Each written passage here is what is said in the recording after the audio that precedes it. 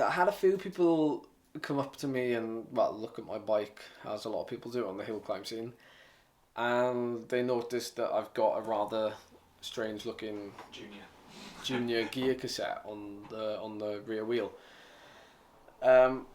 When myself and my mechanic bike back at home were trying to figure out like what sort of gear ratios would I be able to deal with on this climb, bearing in mind it's like 900 meters of 15%, but there are very steep sections near the top.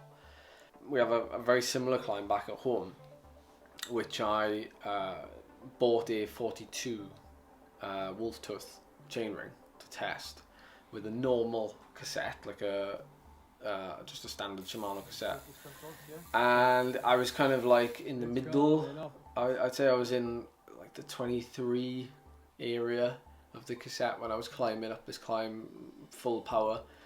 Then we were trying to work out chain line, so where would the best place for the chain to be and what sort of cassette would that look like. And there's actually very few cassettes around, and when we did the math and we found this cassette, we thought it was like a typo on the website, an 18 through to 28, 11 speed, so it's one tooth change. Obviously junior racers will be aware that you can get similar cassettes because of gear restrictions.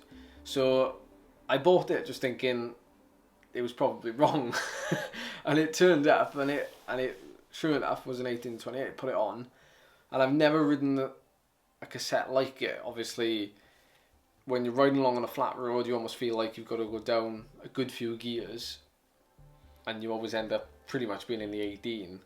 But when you're climbing on a really steep hill and you're going full chat, there's a really good sensation of like that connection, and the chain never slips.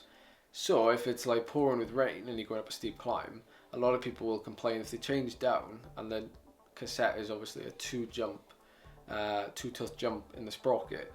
That little bit of slack in the chain can cause the rear wheel to slip slightly. So we were thinking along the lines of like efficiency and like how much of a difference just having that one tooth jump would make to how it feels, because a lot of it is in the connection with, you know, how the bike feels, your mind, your body connection, the bike, it all has to become one. So yeah, a lot of people have been asking me about that, and in fact I've not seen anybody else riding one, which I find bizarre, really. Do you think we will next year?